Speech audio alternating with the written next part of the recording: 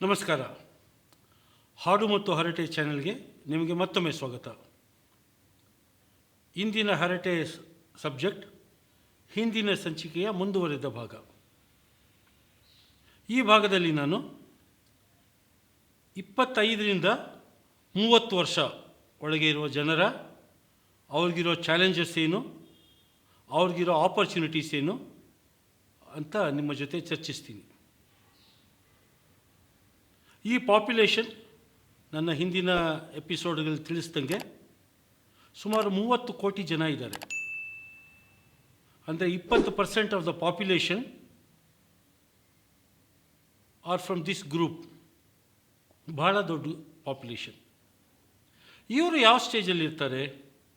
ಇವರ ವಿದ್ಯಾಭ್ಯಾಸ ಬಹುಶಃ ಮುಗ್ದಿರುತ್ತೆ, ಅಂದರೆ ಫಾರ್ಮಲ್ ಎಜುಕೇಷನ್ ಮುಗ್ದಿರುತ್ತೆ. ಲೈಫ್ ಎಜುಕೇಷನ್ ಬಿಡಿ, ಲೈಫ್ ನಮಗೆ ಪ್ರತಿ ದಿವಸ ಪಾಠ ಕಲಿಸ್ತಾ ಇರುತ್ತೆ, ಅದ್ರ ಬಗ್ಗೆ ಮಾತಾಡ್ತಿಲ್ಲ. ಫಾರ್ಮಲ್ ಎಜುಕೇಷನ್ ಮುಗ್ದಿರುತ್ತೆ. ತಮ್ಮದೇ ಆದ ಕೆಲಸ, ಅದು ಎಂಪ್ಲಾಯ್ಮೆಂಟ್ ಆಗಿರ್ಬೋದು ಅಥವಾ ಎಂಟರ್ಪ್ರೆನ್ಯೂರ್ಶಿಪ್ಪಲ್ಲಿ ಶುರು ಮಾಡಿರ್ತಾರೆ. ಒಂಥರ ಈ ಪೀರಿಯಡ್ಡಲ್ಲಿರೋ ಜನಗಳು ಫೌಂಡೇಶನ್ ಸ್ಟ್ರಾಂಗ್ ಮಾಡ್ಕೊಳ್ಳೋ ಒಂದು ಸ್ಟೇಜಲ್ಲಿ ಇರ್ತಾರೆ. ಅದು ತಮ್ಮ ಲೈಫ್ ಬಗ್ಗೆ ಇರ್ಬೋದು, ತಮ್ಮ ರಿಲೇಷನ್ಶಿಪ್ ಬಗ್ಗೆ ಇರ್ಬೋದು, ತಮ್ಮ ಫೈನಾನ್ಷಿಯಲ್ ಸ್ಟೆಬಿಲಿಟಿ ಬಗ್ಗೆ ಇರ್ಬೋದು. ಎಲ್ಲದ್ರ ಬಗ್ಗೆನೂ ಸ್ಟ್ರಾಂಗ್ ಫೌಂಡೇಶನ್ ಹೆಂಗೆ ಏನು, ಅದು ಇದು ಈ ಗ್ರೂಪ್ದ ಚಾಲೆಂಜ್ ಇರುತ್ತೆ. ರಿಲೇಷನ್ಶಿಪ್ದೇನು?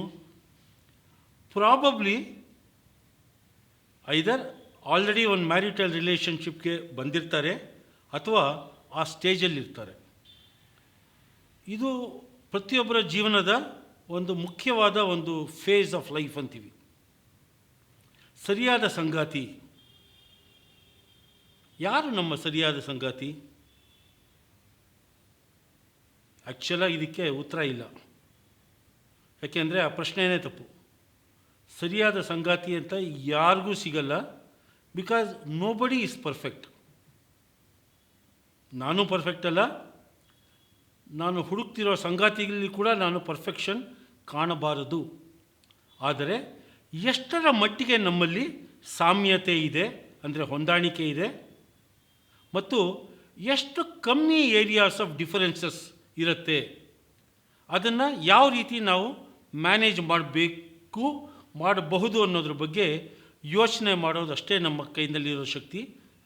ಆ ಯೋಚನೆ ಮಾಡೋ ಸ್ಟೇಜು ಈ ಏಜ್ ಗ್ರೂಪಲ್ಲಿರೋದಿರುತ್ತೆ. ಇದು ರಿಲೇಷನ್ಶಿಪ್ಪಲ್ಲಿ. ಇನ್ನು ಕೆರಿಯರ್ ಬಗ್ಗೆ ಮಾತಾಡಬೇಕು ಅಂತಂದರೆ ಬಿಗಿನಿಂಗ್ ಸ್ಟೆಪ್ಸ್ ಇಟ್ಟಿರ್ತೀವಿ. ಪ್ರಾಬಬ್ಲಿ ಫಸ್ಟ್ ಫ್ಯೂ ಸಕ್ಸಸಸ್ ನೋಡಿರ್ತೀವಿ. ಅದೇ ಥರ 1-2-3 ಡಿಸಪಾಯಿಂಟಿಂಗ್ ಎಕ್ಸ್ಪೀರಿಯನ್ಸಸ್ಸು ಆಗಿರುತ್ತೆ. ಎಲ್ಲ ಸ್ವಾಭಾವಿಕ, ಅದಾದರೆ ತಪ್ಪೇನಿಲ್ಲ. ಅದರಿಂದ ನೆಗೆಟಿವ್ ಆಗಿ ಫೀಲಿಂಗ್ ಆಗೋದು ಬೇಕಾಗಿಲ್ಲ. ಈ ಒಂದು 2 ಥರ ಅನುಭವನೂ ನಮಗೆ ಆಗಿರುತ್ತೆ. 3ನೇ ಫೇಜ್ ಏನು, 3ನೇ ಕ್ವಾಲಿಟಿ ಏನು, ಚಾಲೆಂಜ್ ಏನು ಈ ಗ್ರೂಪಲ್ಲಿರೋರಿಗೆ? ಅವರ ಪ್ಯಾಷನ್ ಏನು, ಅವರ ಹಾಬಿ ಏನು ಅನ್ನೋದ್ರ ಬಗ್ಗೆ ಇನ್ನೂ ಸ್ವಲ್ಪ ತಿಳ್ಕೊಳ್ಳೋ ಅಂಥ ಟೈಮ್ ಇದು. ಯಾಕಪ್ಪ ಅಂತಂದರೆ they would be stepping into something. ಪ್ರಪಂಚ ಇದನ್ನು ಕಾಣೋದು ವರ್ಕ್ ಲೈಫ್ ಬ್ಯಾಲೆನ್ಸ್ ಇದೆಯಾ ಇಲ್ವಾ, ವರ್ಕ್ ಲೈಫ್ ಬ್ಯಾಲೆನ್ಸ್ ಬೇಕು ಅಂತ ಒಂದು ಆಶಿಸೋ ಒಂದು ಏಜ್ ಗ್ರೂಪ್ ಇದು. ಏನು ಈ ವರ್ಕ್ ಲೈಫ್ ಬ್ಯಾಲೆನ್ಸ್ ಅನ್ನೋದು ಅಂದರೆ, ತುಂಬ ಜನರ ಬಾಯಿನಲ್ಲಿ ಇದು ಕೇಳಿರ್ತೀರ ನೀವು. ಬಹಳ ಜನರ ಇಂಟರ್ಪ್ರಿಟೇಷನ್ ಪ್ರಕಾರ ವರ್ಕ್ ಲೈಫ್ ಬ್ಯಾಲೆನ್ಸ್ ಅಂದರೆ ನಾನು ನನ್ನ ಕೆಲಸಕ್ಕೆ ಎಷ್ಟು ಟೈಮ್ ಕೊಡ್ತೀನಿ, ನನ್ನ ಫ್ಯಾಮಿಲಿಗೆ ಎಷ್ಟು ಟೈಮ್ ಕೊಡ್ತೀನಿ ಅಂತ. ಆದರೆ ಮಿತ್ರರೇ, ಇದು ನನ್ನ ಡೆಫಿನೇಷನ್ ಅಲ್ಲ. ನಾನು ನಿಮಗೆ ಈ ಒಂದು ಟರ್ಮಿಗೆ ಒಂದು ಹೊಸ ಡೈಮೆನ್ಷನ್ ಕೊಡೋಕ್ಕೆ ಇಷ್ಟಪಡ್ತೀನಿ. ನನ್ನ ಪ್ರಕಾರ ವರ್ಕ್ ಲೈಫ್ ಬ್ಯಾಲೆನ್ಸ್ ಅಂದರೆ ಏನಪ್ಪ ಅಂದರೆ, ನಿಮ್ಮ ಲೈಫಲ್ಲಿ ಎಷ್ಟು ಬ್ಯಾಲೆನ್ಸ್ ಇದೆ, ಅಥವಾ ನಿಮ್ಮ ಲೈಫಲ್ಲಿ ನೀವು ಮಾಡುವ ಕೆಲಸ ಮತ್ತು ನೀವು ಜೀವಿಸುವ ಜೀವನ, ಇದರಲ್ಲಿ ಎಷ್ಟು ಬ್ಯಾಲೆನ್ಸ್ ಇದೆ, ಮತ್ತು ಎರಡರಲ್ಲೂ ಕೂಡ ನಿಮ್ಮ ಸುತ್ತಲಿರುವ ಜನಗಳನ್ನು ನೀವು ಹೆಂಗೆ ಎನ್ರೋಲ್ ಮಾಡ್ಕೊತೀರಾ ಅನ್ನೋದು ನನ್ನ definition of work life balance. ನನ್ನ ಡೆಫಿನೇಷನ್ ಆಫ್ ವರ್ಕ್ ಲೈಫ್ ಬ್ಯಾಲೆನ್ಸಲ್ಲಿ ಪ್ರೊಫೆಷನ್ ಕೂಡ ಬರುತ್ತೆ. ನಾವು ಬಹಳ ಇಷ್ಟಪಡೋ ಒಂದು ಕೆಲಸ ಪ್ಯಾಷನ್ ಅಂತ ಏನು ಹೇಳ್ತೀವಿ ಅದು ಕೂಡ ಬರುತ್ತೆ, ಮತ್ತು ನಮ್ಮ ಹಾಬಿ ಕೂಡ ಬರುತ್ತೆ. ಈ ಪ್ರೊಫೆಷನ್, ಪ್ಯಾಷನ್ ಮತ್ತು ಹಾಬಿ ಮೂರು ಒಂದೇ ಆಗಿರಬೇಕು ಅಂತ ಏನಿಲ್ಲ, ಬೇರೆ ಬೇರೆನೂ ಆಗಿರ್ಬೋದು, ಅಥವಾ ಎರಡು ಒಂದಾಗಿ ಮೂರನೇದು ಬೇರೆ ಆಗಿರ್ಬೋದು. ನಾನು ನೋಡಿರುವ ಜನಗಳಲ್ಲಿ ಕೆಲವೇ ಜನಗಳಲ್ಲಿ ಇದು ಮೂರು ಒಂದೇ ಆಗಿದೆ. ಫಾರ್ ಎಕ್ಸಾಂಪಲ್, ಕಾರಣಾಂತರಗಳಿಂದ ನನಗೆ ಶ್ರೀ ಎಸ್ ಪಿ ಬಾಲಸುಬ್ರಹ್ಮಣ್ಯಂ ಅವರ ಜೊತೆ ಕೆಲವು ಗಂಟೆಗಳು ಕಳೆಯೋ ಒಂದು ಅವಕಾಶ ನನಗೆ ಸಿಕ್ಕಿತ್ತು. ಅದೇ ರೀತಿ ಹಿಂದೆ ನಾನು ಇನ್ಶೂರೆನ್ಸ್ ಸೇಲ್ ಮಾಡ್ತಿದ್ದಾಗ ಕೆಲವು ಹೈಲಿ ಸಕ್ಸಸ್ಫುಲ್ ಪೀಪಲ್ ಜೊತೆ ನಾನು ಕಾಲ ಕಳೆದಿದ್ದೀನಿ.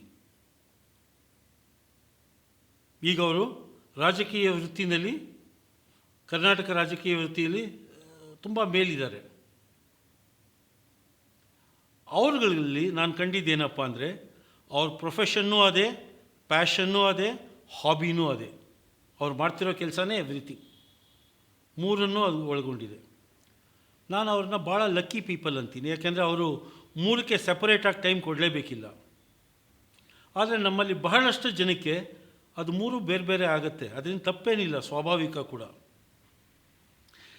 ಏನು ಈ ಪ್ರೊಫೆಷನ್, ಪ್ಯಾಷನ್ ಮತ್ತು ಹಾಬಿ, ಇದನ್ನು ನಾನು ಹೇಗೆ ಬೇರೆ ಬೇರೆಯಾಗಿ ಅರ್ಥ ಮಾಡ್ಕೋಬೇಕು ಅಂತಂದರೆ, ಪ್ರೊಫೆಷನ್ ಅನ್ನೋದು ನನಗೆ ಹಣ ಕೊಡುತ್ತೆ, ನನ್ನ ಬೇಸಿಕ್ ಬ್ರೆಡ್ ಆ್ಯಂಡ್ ಬಟರ್, ನನ್ನ ಮಂತ್ಲಿ ಜೀವನನ ಹೇಗೆ ನಿಭಾಯಿಸೋಕ್ಕೆ ಅದು ನನಗೆ ಸಹಾಯ ಆಗುತ್ತೆ. ಅಂದರೆ ನಾವು ಮಾಡ್ತಿರೋ ವೃತ್ತಿ ಈಸ್ ಮೈ ಪ್ರೊಫೆಷನ್. ಪ್ಯಾಷನ್ ಅಂದ್ರೇನು? ನಮ್ಮೆಲ್ಲರಲ್ಲೂ ಏನಾದರೂ ಒಂದು ಸಾಧಿಸಬೇಕು ಅಂತನೋ ಒಂದು ಹಂಬಲ ಇದೆ.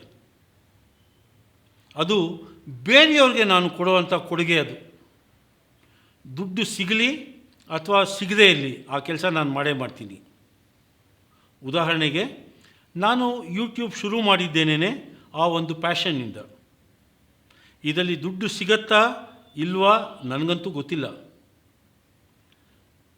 ದೈವೇಚ್ಛೆ ಸಿಗಲಿಲ್ಲ, ಇದನ್ನು ನಿಲ್ಲಿಸ್ಬಿಡ್ತೀನಾ? ಖಂಡಿತ ನಿಲ್ಲಿಸಲ್ಲ. ಸಿಕ್ಕರೆ ಸಂತೋಷ ಪಡ್ತೀನಿ, ಸಿಗದಿದ್ದರೆ ದುಃಖ ಅಂತೂ ಖಂಡಿತ ಪಡಲ್ಲ. ಯಾಕೆಂದರೆ ಇದು ನನ್ನ ಪ್ಯಾಷನ್. ಏನು ನನ್ನ ಪ್ಯಾಷನ್ನು? ನನ್ನ ಅನಿಸಿಕೆಗಳು, ನನ್ನ ಅನುಭವ, ನನ್ನ ಉದ್ದೇಶ ಯಾರ ಮೇಲೂ ಹೇರಿಕೆ ಆಗದಂತೆ ಅವರಿಗೆ ಅದನ್ನು ತಲುಪಿಸಿ ಅವರ ಜೀವನದಲ್ಲಿ ಅದು ಸಹಾಯ ಆಗುವಂತೆ ನೋಡ್ಕೊಳ್ಳೋದು ನನ್ನ ಪ್ಯಾಷನ್. ಇದರಿಂದ ದುಡ್ಡು ಬಂದರೆ ಸಂತೋಷ, ಬರೆದಿದ್ದರೆ ಸಂತೋಷ. ಇದು ಪ್ಯಾಷನ್ ಆಯಿತು. ಮೂರನೇದು ಹಾಬಿ ಅಂತ. ಹಾಬಿ ಏನು? ಇದು ನಾನು ನನಗೋಸ್ಕರ ಮಾಡಿಕೊಳ್ಳೋ ಕೆಲಸ. ಬೇರೆಯವ್ರಿಗೆ ಅದರಿಂದ ಸುಖ ಸಿಗತ್ತಾ, ಸಂತೋಷ ಸಿಗತ್ತಾ, ನಾಟ್ ರಿಲೆವೆಂಟ್ ಟು ಮೀ. ಉದಾಹರಣೆಗೆ ಹೇಳಬೇಕು ಅಂತಂದರೆ, ನನ್ನ ಹಾಡುಗಾರಿಕೆ. ನಾನೇನು ಟ್ರೈನ್ಡ್ ಸಿಂಗರ್ ಏನಲ್ಲ.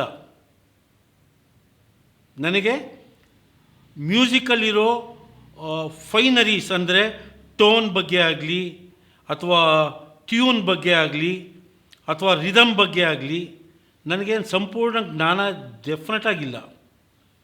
ಆದರೆ ಹಾಡಬೇಕು, ಹಾಡಿದ್ರೆ ನನಗೆ ಸಂತೋಷ ಆಗುತ್ತೆ ಅನ್ನೋ ಅರಿವು ನನಗಿದೆ. ಸೊ ಅದು ನನ್ನ ಹಾಬಿ. ಅದು ನೀವು ನನ್ನ ಕೆಲವು ಹಾಡುಗಳು ಕೇಳಿರಬೇಕು. ಕೇಳಿಲ್ಲ ಅಂದರೆ ದಯವಿಟ್ಟು ಕೇಳಿ. ಅದರಲ್ಲಿ ತಪ್ಪಿದೆಯಾ? ಖಂಡಿತ ತಪ್ಪಿದೆ. ಒಂದು ನುರಿತ ಹಾಡುಗಾರ, ತರಬೇತುದಾರ ಮ್ಯೂಸಿಷಿಯನ್ ಪ್ರಾಬಬ್ಲಿ ಒಂದು 25% ಅದರಲ್ಲಿ ತಪ್ಪು ಕಂಡುಹಿಡಿತಾರೆ. ಇನ್ನು ಮೇಲ್ಪಟ್ಟು ನನಗೇನು ಆಶ್ಚರ್ಯ ಇಲ್ಲ. ಆದರೆ ಹಾಡೋದು ನನಗೆ ತೃಪ್ತಿ ಕೊಡುತ್ತಾ? ಖಂಡಿತ ತೃಪ್ತಿ ಕೊಡುತ್ತೆ. ಅದು ನನಗೆ ಎನರ್ಜೈಸ್ ಮಾಡುತ್ತೆ, ನನಗೆ ಹೊಸ ಆಲೋಚನೆಗೆ ದಾರಿ ಮಾಡಿಕೊಡುತ್ತೆ, ನನ್ನ ಸುಸ್ತನ್ನು ದೂರ ಮಾಡಿಬಿಡುತ್ತೆ. ಇದು ನನ್ನ ಹಾಬಿ. ಸೊ ಈ ರೀತಿ ಈ ವಯಸ್ಸಿನಲ್ಲಿ 25-30 ವರ್ಷ ನಾನು ಹೇಳ್ತಿದ್ದೀನಲ್ಲ, ಅವರು ಈ ಮೂರನ್ನು ಒಂದು ನಿಖರವಾಗಿ ಕಂಡುಕೊಳ್ಳುವಂಥ ವಯಸ್ಸು. ನಾನು ಆಲ್ಫಾ ಏಜಲ್ಲಿದ್ದಾಗ, ಅಂದರೆ 15-25 ಇದ್ದಾಗ ಟ್ರಯಲ್ ಆ್ಯಂಡ್ ಎರರ್ ಮಾಡಿರ್ತೀನಿ. ಇದು ಇರಬಹುದಾ, ಅದಿರಬಹುದಾ, ಇದಿಲ್ಲ ಅಂತ. ಈ ಏಜಲ್ಲಿ ಅದು ನಿಖರವಾಗಿ ನಮಗೆ ಆಗಬೇಕು, ಆಗುವಂಥ ವಯಸ್ಸಿದು. ಓಕೆ, ಇದನ್ನು ಕಂಡುಕೊಂಡ್ರೆ ಬಹಳ ಒಳ್ಳೆಯದಾಗತ್ತೆ. ನೆಕ್ಸ್ಟ್ ಚಾಲೆಂಜ್ ಏನು? ಎರಡನೇದು ಅನ್ನಲ್ಲ, ಇದು ಮೂರನೇದು ಅನಿಸುತ್ತೆ. ಎಷ್ಟನೇದು ಅನ್ನೋದು ಇಂಪಾರ್ಟೆಂಟ್ ಅಲ್ಲ, ಚಾಲೆಂಜ್ಗಳ ಬಗ್ಗೆ ಮಾತಾಡ್ಕೊಂಡು ಹೋಗೋಣ. ಫೈನಾನ್ಷಿಯಲ್ ಕಮಿಟ್ಮೆಂಟ್ಗೆ ಕೈ ಹಾಕುವಂಥ ಏಜ್ ಗ್ರೂಪ್ ಇದು. ಅದು ಕಮಾಡಿಟೀಸ್ ತೊಗೊಳಕ್ಕಿರ್ಬೋದು, ಅಂದರೆ ಇಮ್ಮೂವಬಲ್ ಅಸೆಟ್ಸ್ ಅಂತ ಏನು ಹೇಳ್ತೀವಿ ಅದನ್ನು ತೊಗೊಳಕ್ಕಿರ್ಬೋದು, ಅಥವಾ ಮೂವಬಲ್ ಅಸೆಟ್ಸ್ ತೊಗೊಳಕ್ಕಿರ್ಬೋದು. ಇದಕ್ಕೆ ನಾವು ಕಮಿಟ್ಮೆಂಟ್ ಆಗುವಂಥ ಒಂದು ವಯಸ್ಸಿದು, ಸ್ಟೇಜ್ ಆಫ್ ಲೈಫ್. ಇದರಲ್ಲಿ ನಾವು ಏನಾದರೂ ಸರಿಯಾದ ರೀತಿ ನಾನು ಅದನ್ನು ಫೈನಾನ್ಷಿಯಲ್ ಪ್ಲ್ಯಾನಿಂಗ್ ಮಾಡದೇ ಇದ್ದರೆ ಅದರ ಪರಿಣಾಮನ ಬಹುಶಃ ಜೀವನ ಪರ್ಯಂತ ಎದುರಿಸಬೇಕಾಗತ್ತೆ. ಈ ಸ್ಟೇಜಲ್ಲಿ ಇನ್ನೊಂದೇನು ಚಾಲೆಂಜ್ ಇದೆ. ನಾನು ಏನೋ ಓದಿರೋ ವಿದ್ಯೆ, ಕಲಿತಂಥ ಜ್ಞಾನ ನನಗೆ ಒಂದು ಕೆಲಸ ಕೊಟ್ಬಿಡ್ತು. ಅದರಲ್ಲಿ ನಾನು ಬೆಳಿಬೇಕು.